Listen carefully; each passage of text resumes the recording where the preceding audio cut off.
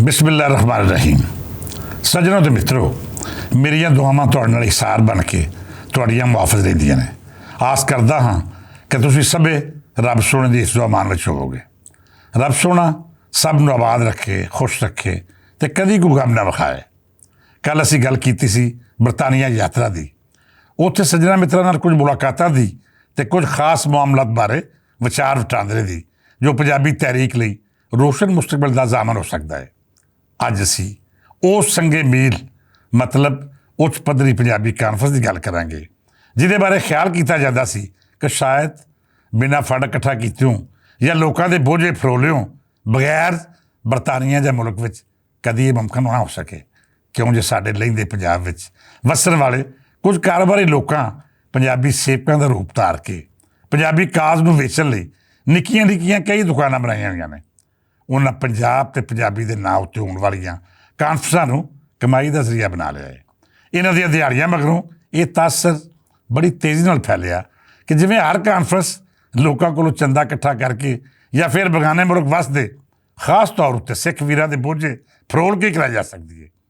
ਅਸੀਂ ਜਦ ਮਾਂਚੈਸਟਰ ਵਿੱਚ ਪੰਜਾਬੀ ਕਾਨਫਰੰਸ ਦਾ ਆਰ ਕਰਨ ਦਾ ਫੈਸਲਾ ਕੀਤਾ ਤਾਂ ਸਭ ਤੋਂ ਪਹਿਲੇ ਇਹ ਗੱਲ ਮਿੱਥੀ ਕਿ ਅਸੀਂ ਕਿਸੇ ਕੋਲੋਂ ਚੰਦਾ ਇਕੱਠਾ ਨਹੀਂ ਕਰਨਾ, ਨਾ ਅਨਪਾਣੀ ਦੇ ਨਾਂ ਤੋਂ ਕਿਸੇ ਨੂੰ ਟੋਹਣਾ ਹੈ ਅਤੇ ਨਾ ਹੀ ਝੋਲੀ ਅੱਡ ਕੇ ਮੰਗਤੇ ਹਾਰ ਇਸ ਕਾਨਫਰੰਸ ਦੇ ਨਾਂ ਉੱਤੇ ਪੰਜਾਬੀ ਕਾਜ਼ ਦੀ ਕੋਈ ਦੁਕਾਨ ਲਾਣੀ ਹੈ। ਸੋ ਮਾਂਚੈਸਟਰ ਵਿੱਚ ਹੋਣ ਵਾਲੀ ਇਸ ਕਾਨਫਰੰਸ ਨੂੰ ਪੰਜਾਬੀ ਯੂਨੀਅਨ ਨੇ ਆਪਣੇ ਸੱਜਣ ਪਿਆਰਿਆਂ ਦੇ ਨਾਲ ਰਲ ਕੇ ਖੁਦ ਆਰਗੇਨਾਈਜ਼ ਕੀਤਾ ਔਰ ਇਹਦਾ ਹਰ ਕਿਸਮ ਦਾ ਖਰਚਾ ਆਪ ਚੁੱਕਿਆ। ਸੱਜਣ ਪਿਆਰਿਓ, 30 ਮਈ ਨੂੰ ਇਹ ਕਾਨਫਰੰਸ ਬੜੇ ਭਰਪੂਰ ਅੰਦਾਜ਼ ਨਾਲ ਮੁਨੱਕਦ ਕੀਤੀ ਗਈ।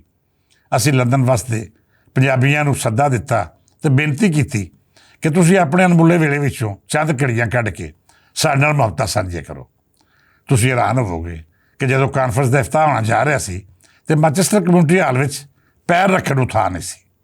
250 ਤੋਂ ਵੱਧ ਪੰਜਾਬੀ ਪਿਆਰੇ ਮੌਜੂਦ ਸਨ, ਜਿਹੜੇ ਬਰਤਾਨੀਆ ਦੇ ਹਰ ਕੋਨੇ ਤੋਂ ਪੰਜਾਬ ਨਾਲ ਮੁਹੱਬਤ ਦਾ ਇਜ਼ਹਾਰ ਕਰਨ ਆਏ ਸਨ। ਇਹਨਾਂ ਸੱਜਣਾ ਮਿੱਤਰਾਂ ਵਿੱਚ ਦੇਸ਼ ਪੰਜਾਬ ਦੀਆਂ ਉਹ ਧੀਆਂ ਵੀ ਸਨ, ਜਿਹੜੀਆਂ ਇਸ ਕਾਨਫਰੰਸ ਲਈ ਖਾਸ ਤੌਰ 'ਤੇ ਅੱਲੜ ਪੰਜਾਬਣਾਂ ਦਾ ਰੂਪ ਧਾਰ ਕੇ ਆਈਆਂ ਸਨ। ਸਾਡੀ ਰਹਿਤਲ ਨਾਲ ਜੁੜੇ ਲਿਬਾਸ ਨਾਲ ਮੁਹੱਬਤ, ਪਰਾਂਦਾ, ਗੁੱਤ ਅਤੇ ਕੁੱਸੇ।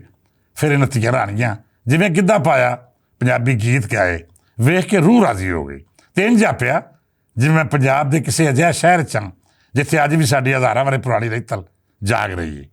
ਕਾਨਫਰੰਸ ਵਿੱਚ ਸ਼ਿਰਕਤ ਕਰਨ ਵਾਲੇ ਸਾਡੇ ਉਚੇਚੇ ਪ੍ਰਾਹੁਣੇ ਕੌਂਸਲੇਟ ਜਨਰਲ ਤਾਰਿਕ ਵਜ਼ੀਰ ਖਾਨ, ਸਾਬਕ member parliament doctor Sajjad Ahad Karim, ਮੁਸਲਮਾਨ ਦੇ ਚੇਅਰਮੈਨ ਸਈਦ ਲਤਫ ਅਤੇ ਮੈਂਬਰ ਪਾਰਲੀਮੈਂਟ ਅਫਜ਼ਲ ਖਾਨ ਹੋਰੀ ਵੇਰੇ ਸਿਰ ਅੱਪੜ ਗਏ ਸਨ।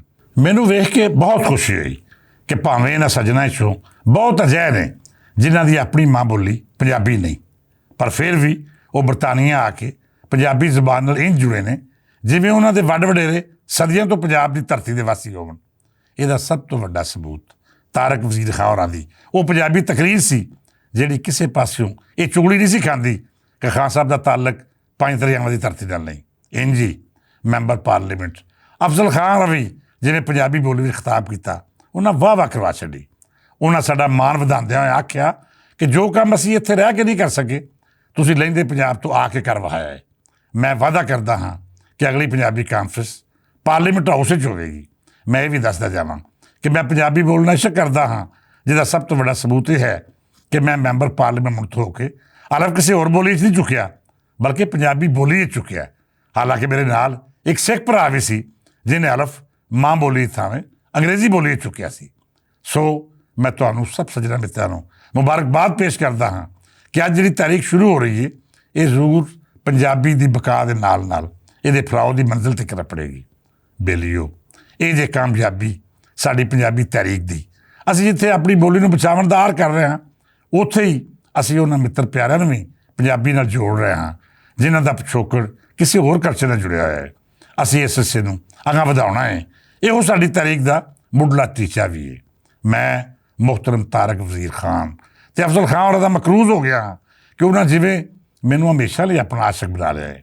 ਮੈਂ ਉਹਨਾਂ ਦੀ ਪੰਜਾਬੀ ਬੋਲੀ ਨਾਲ ਇਸ ਜੁੜਤ ਨੂੰ ਵੇਖ ਕੇ ਇਹ ਗੱਲ ਜ਼ਰੂਰ ਆਖਾਂਗਾ ਕਿ ਉਹ ਵੀ ਸਾਡੀ ਮਾਂ ਬੋਲੀ ਦੇ ਓਡੇ ਹੀ ਮੋਹਸਨ ਨੇ ਜਿੱਡਾ ਹਰ ਉਹ ਸ਼ਖਸ ਹੈ ਜਿਹਨੇ ਆਪਣੀ ਪੂਰੀ ਆਜ਼ਾਦੀ ਪੰਜਾਬੀ ਬੋਲੀ ਅਤੇ ਰਹਿਤਲ ਦੀ ਬਕਾ ਦੇ ਨਾਵੇਂ ਲਾ ਰੱਖੀ ਹੈ। ਮੰਡੀ ਬੌਧ ਨਾਲ ਤਲਕ ਰੱਖਣ ਵਾਲੇ ਸਾਬਕ member parliament doctor Sajjad Ahad cream ਹੋਰਾਂ ਵੀ ਸਾਡਾ ਬਹੁਤ ਮਾਣ ਵਧਾਇਆ। ਉਹਨਾਂ ਕਾਨਫਰੰਸ ਦੀ ਖੁੱਲ੍ਹ ਕੇ ਸਤਾਇਸ਼ ਕੀਤੀ ਅਤੇ ਆਖਿਆ ਕਿ ਤੁਸੀਂ ਲਾਹੌਰੋਂ ਆ ਕੇ ਸਾਨੂੰ ਆਪਣੀ ਮਾਂ ਬੋਲੀ ਨਾਲ ਜੁੜੇ ਰੱਖਣ ਦਾ ਉਹ ਸਬਕ ਦਿੱਤਾ ਹੈ ਜਿਹੜਾ ਹੁਣ ਅਸੀਂ ਦੂਜਿਆਂ ਨੂੰ ਵੀ ਦੇਣਾ ਹੈ। ਉਹਨਾਂ ਦਾ ਆਖਣਾ ਸੀ ਕਿ ਪੰਜਾਬੀ ਬੋਲੀ ਇੱਕ ਸਮੁੰਦਰ ਦੀ ਮਾਨੰਦ ਹੈ ਜਿਹਦੀ ਨਾ ਤਾਂ ਗਹਿਰਾਈ ਨਾਪੀ ਜਾ ਸਕਦੀ ਹੈ ਅਤੇ ਨਾ ਕੋਈ ਇਹ ਆਖ ਸਕਦਾ ਹੈ ਕਿ ਉਹਨੂੰ ਇਸ ਸਮੁੰਦਰ ਵਿੱਚ ਲੁਕੇ ਫੁਕਰ ਦੇ ਹੁਨਰ ਦੇ ਸਭੇ ਮੋਤੀ ਦਰਿਆਫਤ ਕਰ ਲੈਣੇ। ਇਸ ਮੌਕੇ ਉੱਤੇ ਸਾਡੇ ਉਚੇਚੇ ਪ੍ਰਾਹੁਣੇ ਮੁਹਤਰਮ ਸੈਯਦ ਹੁਸੈਨ ਹੋਰੀ ਬੜੀ ਮੁਹੱਬਤ ਅਤੇ ਪਿਆਰ ਨਾਲ ਤਸ਼ਰੀਫ ਲਿਆਏ। ਉਹਨਾਂ ਮੇਰਾ ਹੌਸਲਾ ਇਹ ਆਖ ਕੇ ਵਧਾਇਆ ਕਿ ਭੱਟ ਜੀ ਮੈਂ ਤੁਹਾਨੂੰ ਬਚਪਨ ਤੋਂ ਜਾਣਦਾ ਹਾਂ, ਤੁਸੀਂ ਹਮੇਸ਼ਾ ਹੱਕ ਸੱਚ ਦੀ ਗੱਲ ਕੀਤੀ ਹੈ ਅਤੇ ਜ਼ਾਲਮ ਨੂੰ ਲਲਕਾਰਿਆ ਹੈ।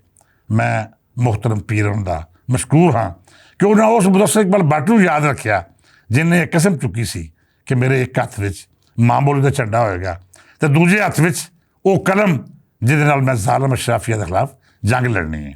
ਰੱਬ ਸੱਚੇ ਨੇ ਮੈਨੂੰ ਦੋਵਾਂ ਮੁਆਜ਼ਾਂ ਉੱਤੇ ਸਾਬਤ ਕਰ ਰੱਖਿਆ, ਮੇਰੀ ਇੱਜ਼ਤ ਬਚਾਈ।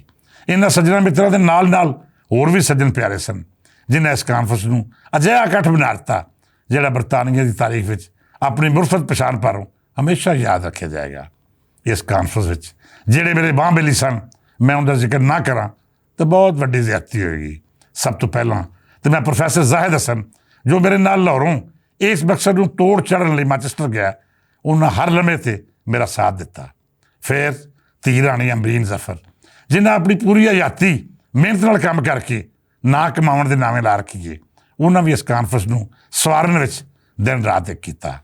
ਸ਼ਗੁਫਤਾ ਗਿੰਮੀ ਲੋਧੀ ਵੀ ਸਾਡੇ ਲਈ ਬੜੀਆਂ ਹੀ ਮਾਣਯੋਗ ਨੇ। ਉਹਨਾਂ ਦੇ ਵਾਲਿਦ ਮਰਹੂਮ ਸਲੀਮ ਗਿੰਮੀ ਵੀ ਪੰਜਾਬੀ ਨਾਲ ਜੁੜ ਰੱਖਦੇ ਸਨ ਅਤੇ ਅੱਜ ਸ਼ਗੁਫਤਾ ਗਿੰਮੀ ਉਹਨਾਂ ਦਾ ਕੰਮ ਅਗਾਂਹ ਵਧਾ ਰਹੀ ਹੈ। ਸ਼ਗੁਫਤਾ ਨੇ ਇਸ ਕਾਨਫਰੰਸ ਦੀ ਕਾਮਯਾਬੀ 'ਚ ਬੜੀ ਮਿਹਨਤ ਕੀਤੀ, ਦਿਨ ਰਾਤ ਇੱਕ ਕੀਤਾ, ਜਿਹਦਾ ਨਤੀਜਾ ਇਸ ਕਾਨਫਰੰਸ ਦੀ ਕਾਮਯਾਬੀ ਦੀ ਸੂਰਤ ਸਾਹਮਣੇ ਆਇਆ। ਇਹਸਾਨ ਸ਼ਾਹਿਦ ਬਾਰੀ ਮੇਰਾ ਉਹ ਮਿੱਤਰ ਪਿਆਰਾ ਹੈ ਜਿਹਦੀ ਜਿੰਨੀ ਵੀ ਸਰਾਹਨਾ ਕੀਤੀ ਜੇ ਘੱਟ ਹੈ। ਕਾਨਫਰੰਸ ਸ਼ੁਰੂ ਕਰਾਉਣ ਤੋਂ ਲੈ ਕੇ ਅੰਨ ਪਾਣੀ ਵੰਡਣ ਤੱਕ, ਸਫਾਈ ਸੁਥਰਾਈ ਦਾ ਖਿਆਲ ਰੱਖਣ ਤੋਂ ਲੈ ਕੇ ਪ੍ਰਾਹੁਣੇ ਨੂੰ ਜੀ ਆਇਆਂ ਆਖਣ ਤੱਕ ਇਹ ਜ਼ਿੰਮੇਵਾਰੀ ਇਹਸਾਨ ਸ਼ਾਹਿਦ ਬਾਰੀ ਉਹਨਾਂ ਦੀ ਸੀ। ਇਹਦੇ ਨਾਲ ਨਾਲ ਸਭ ਤੋਂ ਵੱਡੀ ਗੱਲ ਕਿ ਇਸ ਕਾਨਫਰੰਸ ਦੇ ਪ੍ਰਾਹੁਣਿਆਂ ਲਈ ਜਿਸ ਕਦਰ ਆਲਾ ਖਾਣਾ ਅਰੇਂਜ ਕੀਤਾ ਉਹਦਾ ਕ੍ਰੈਡਿਟ ਵੀ ਮੈਂ ਇਹਸਾਨ ਸ਼ਾਹਿਦ ਹੋਰਾਂ ਨੂੰ ਦੇਣਾ ਹਾਂ। ਉਹਨਾਂ ਮੈਨਚੈਸਟਰ ਜਿਹੇ ਸ਼ਹਿਰ ਵਿੱਚ ਪੰਜਾਬੀ ਖਾਣਿਆਂ ਦਾ ਇੰਤਜ਼ਾਮ ਕੀਤਾ ਜਿਹਦੇ ਵਿੱਚ ਪਾਲਕ ਗੋਸ਼ਤ, ਕੋਰਮਾ, ਦਾਲ, ਗਾਜਰ ਦਾ ਹਲਵਾ ਅਤੇ ਇਹਦੇ ਨਾਲ ਨਾਲ ਕਈ ਹੋਰ ਪਕਵਾਨ ਜਿਹੜੇ ਸਾਡੇ ਪੰਜਾਬ ਦੇ ਖਾਸ ਰਿਵਾਜ਼ਾਂ ਦੇ ਅਕਾਸ ਨੇ, ਉਹਨਾਂ ਸਭੇ ਖਾਣੇ ਦਾ ਇੰਤਜ਼ਾਮ ਕੀਤਾ। ਮਤਲਬ ਇਹ ਕਿ 250 ਤੋਂ ਵੱਧ ਸੱਜਣ ਪਿਆਰਿਆਂ ਲਈ ਮੈਨਚੈਸਟਰ ਜਿਹੇ ਸ਼ਹਿਰ ਵਿੱਚ ਇੰਨਾ ਸ਼ਾਨਦਾਰ ਇਤਮਾਮ ਯਕੀਨੀ ਤੌਰ 'ਤੇ ਸੌਖਾ ਕੰਮ ਨਹੀਂ ਸੀ। ਅਸੀਂ ਇਹ ਜ਼ਿੰਮੇਵਾਰੀ ਇਹਸਾਨ ਸ਼ਾਹਿਦ ਬਾਰੀ ਉਹਨਾਂ ਨੂੰ ਦੇ ਕੇ ਭੁੱਲ ਗਿਆ ਸਾਂ। ਫਿਰ ਉਹਨਾਂ ਆਪਣੀ ਜ਼ਿੰਮੇਵਾਰੀ ਜਿਵੇਂ ਨਿਭਾਈ ਆਫਰੀਨ ਹੈ ਉਹਦੇ ਉੱਤੇ। ਇਹਸਾਨ ਸ਼ਾਹਿਦ ਬਾਰੀ ਉਹਨਾਂ ਦੇ ਨਾਲ ਨਾਲ ਮਾਨਯੋਗ ਸਾਬਰ ਰਜ਼ਾ ਹੋਰਾਂ ਵੀ ਆਪਣਾ ਆਪ ਗਵਾ ਕੇ ਇਸ ਕਾਨਫਰੰਸ ਨੂੰ ਕਾਮਯਾਬ ਬਣਾਇਆ। ਉਹਨਾਂ ਹਰ ਉਹ ਕੰਮ ਕੀਤਾ ਜਿਹੜਾ ਇਸ ਕਾਨਫਰੰਸ ਨੂੰ ਤੋੜ ਚੜ੍ਹਨ ਲਈ ਜ਼ਰੂਰੀ ਸੀ। ਸਾਬਰ ਰਜ਼ਾ ਖਾਸ ਤੌਰ 'ਤੇ ਓਲਡਹਮ ਤੋਂ ਮੈਨਚੈਸਟਰ ਆਏ। ਉਹਨਾਂ ਦੇ ਨਾਲ ਸੱਜਣ ਬੇਲ ਵੀ ਸਨ ਜਿਨ੍ਹਾਂ ਰਲ ਮਿਲ ਕੇ ਇਸ ਕਾਨਫਰੰਸ ਦਾ ਇੰਤਜ਼ਾਮ ਸੰਭਾਲਿਆ। ਉਹਨਾਂ ਕੋਈ ਕਮੀ ਨਹੀਂ ਛੱਡੀ, ਨਾ ਹੀ ਕਿਸੇ ਥਾਵੇਂ ਮੈਨੂੰ ਇਹ ਮਹਿਸੂਸ ਹੋਣ ਦਿੱਤਾ ਕਿ ਮੈਂ ਇੱਥੇ ਆਪਣੇ ਪੰਜਾਬ ਹਾਊਸ ਦੀ ਟੀਮ ਤੋਂ ਬਗੈਰ ਕੰਮ ਕਰ ਰਿਹਾ ਹਾਂ। ਜਿਉਂਦੇ ਰਹੋ ਸਾਬਰ ਰਜ਼ਾ ਜੀ, ਰੱਬ ਸੱਚਾ ਤੁਹਾਨੂੰ ਹੋਰ ਪਾਗ ਲਾਏ ਅਤੇ ਇੰਝ ਹੀ ਹੱਸਦੇ ਵਸਦੇ ਰਹੋ। ਵਸੀਮ ਕਾਜ਼ਮੀ ਅਤੇ ਸਾਡੇ ਉਡੀਕਣ ਹਾਰ ਸ਼ੇਖ ਇਜਾਜ਼ ਅਫਜ਼ਲ ਅਤੇ ਅਮੈਰ ਮਨਜ਼ੂਰ ਹੋਰਾਂ ਨੇ ਬੜੀ ਮਿਹਨਤ ਕੀਤੀ, ਇਸ ਕਾਨਫਰੰਸ ਨੂੰ ਇੰਝ ਕਾਮਯਾਬ ਬਣਾਇਆ ਕਿ ਅੱਜ ਇਹ ਅਜਿਹਾ ਕਾਰਨਾਮਾ ਲੱਗਦੀ ਹੈ ਜਿਹੜਾ ਪੰਜਾਬੀ ਤਾਰੀਖ ਵਿੱਚ ਹਮੇਸ਼ਾ ਯਾਦ ਰੱਖਿਆ ਜਾਏਗਾ। ਇਸ ਕਾਨਫਰੰਸ ਦੇ ਕਈ ਸੈਸ਼ਨ ਸਨ ਜਿਨ੍ਹਾਂ ਵਿੱਚ ਭਰਵੀਂ ਗੱਲਬਾਤ ਹੋਈ, ਵਿਚਾਰ ਵਟਾਂਦਰਾ ਹੋਇਆ ਅਤੇ ਇਹ ਗੱਲ ਵੀ ਮਿੱਥੀ ਗਈ ਕਿ ਪੰਜਾਬੀ ਕਾਨਫਰੰਸ ਦਾ ਸਿਲਸਿਲਾ ਹੁਣ ਨਹੀਂ ਰੁਕੇਗਾ।